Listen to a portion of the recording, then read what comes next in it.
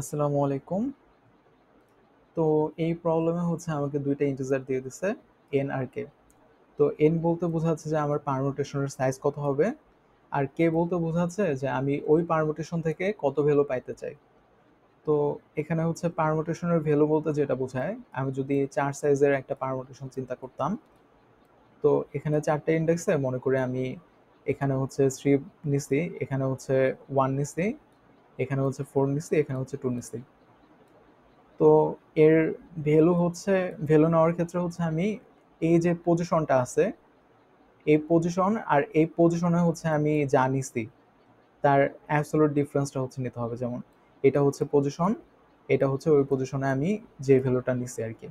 তো absolute difference 2, এটার absolute difference 1, এটার অ্যাবসলিউট ডিফারেন্স 1, এটার 4 আর 2 এর অ্যাবসলিউট ডিফারেন্স 2।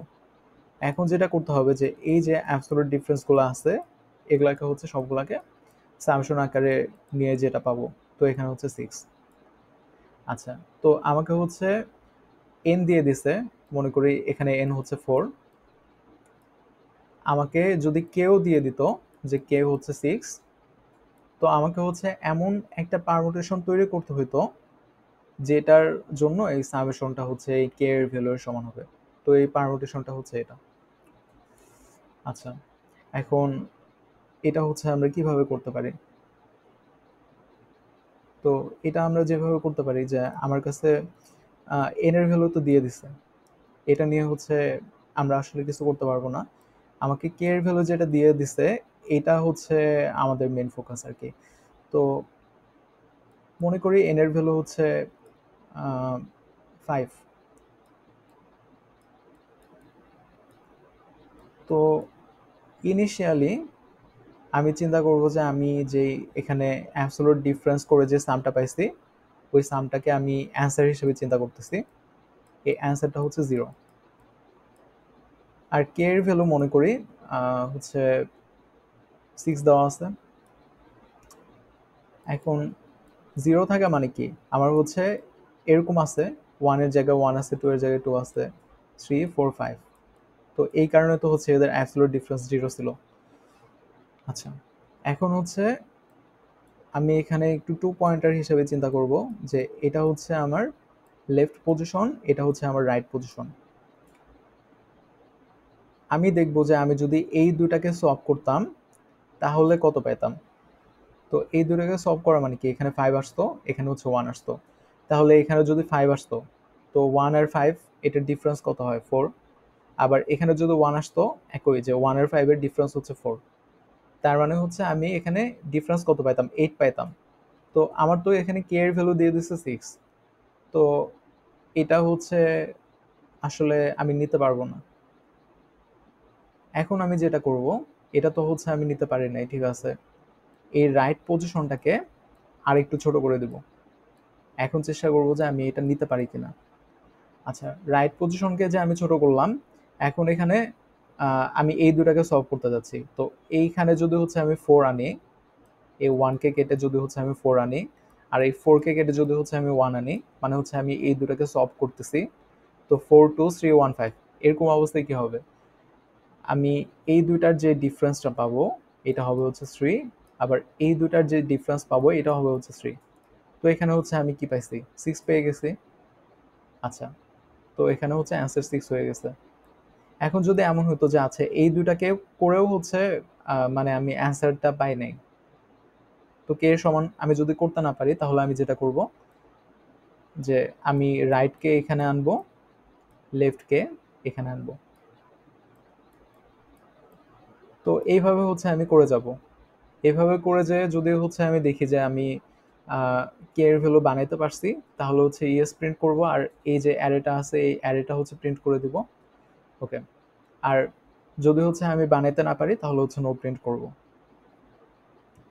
এখন তো এইটা করলে হয়ে যাবে।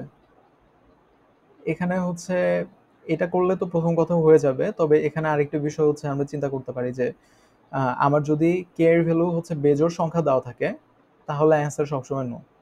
অ্যান্সার কেন নো, এটা যদি আমরা খুঁজতে যাইতাম, তো আমি তো এখানে কি করতেছি, যে কোনো একটা পারমুটেশন যখন হচ্ছে আমি তৈরি করতেছি, তখন তো আমি হচ্ছে অনেকগুলো সোয়াপ অপারেশন করেই হচ্ছে ওই পারমুটেশনটাকে তৈরি করি।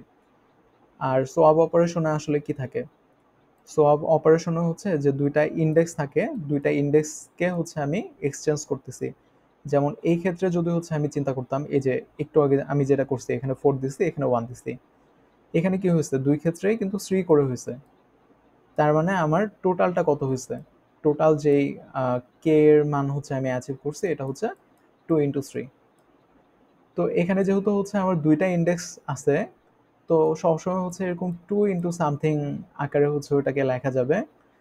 আর 2 গুণ থাকার কারণে এটা সবসময় হচ্ছে জোড় হবে। তো কোনো একটা বেজোড় কে এর মানের জন্য আমি কখনোই হচ্ছে পারমুটেশন তৈরি করতে পারবো না।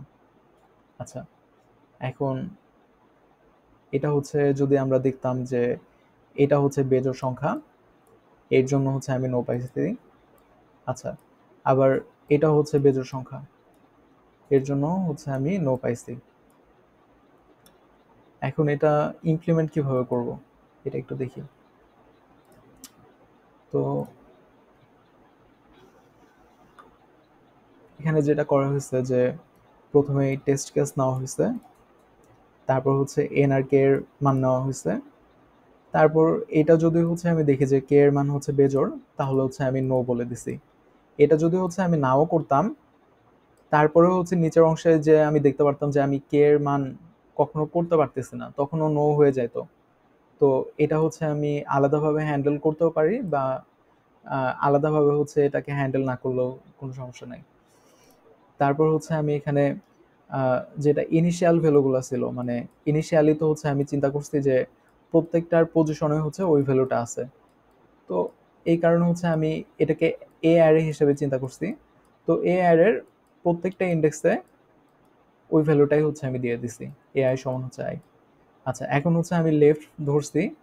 লেফট বলতে হচ্ছে আমি এক্স দিয়ে লেফটকে বোঝাইছি। তো এক্স হচ্ছে এটা, ওয়াই হচ্ছে এটা, লেফট রাইট আর কি, আগের মতো করে। তো এখন হচ্ছে এই দুটাকে যদি আমি সলভ করতাম, তাহলে কি হতো, 2 × y - x, এতটুকু হচ্ছে আমার অ্যান্সার বাড়তো আর কি। কারণ কি, আমি যদি এখানে 4 দিতাম, তাহলে কি 4 আর 1 এর যে ডিফারেন্সটা আছে, এই ডিফারেন্সটা এখানে তৈরি হতো, আবার একই ডিফারেন্স এখানেও তৈরি হতো। দুইবার হচ্ছে 2 × y - x। এই ডিফারেন্সটা যেটা আছে, এইটা আর আমার যে আগে অ্যান্সার ছিল, এই দুইটা মিলায়েও যদি দেখি যে কে এর সমান বা তার চেয়ে ছোট হয়ে যাচ্ছে, তার মানে কি আমি এই দুইটাকে সলভ করব।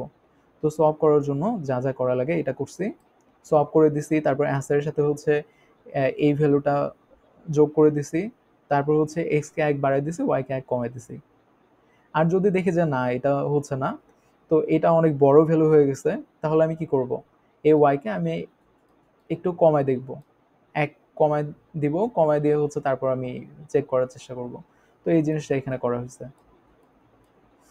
আচ্ছা, তো সবশেষে যদি দেখি যে অ্যান্সার আর কে সমান না, তাহলে হচ্ছে নো প্রিন্ট করব। আর তা না হলে হচ্ছে আমি ইয়েস প্রিন্ট করে ওই অ্যারেটাকে হচ্ছে প্রিন্ট করে দেব। আচ্ছা, তো এটাই, থ্যাংক ইউ। তো কোড ফোর্সেসের কন্টেস্ট শেষে যদি আপনারা ভিডিও পেতে চান, তাহলে সাবস্ক্রাইব করে রাখতে পারেন। Thank you.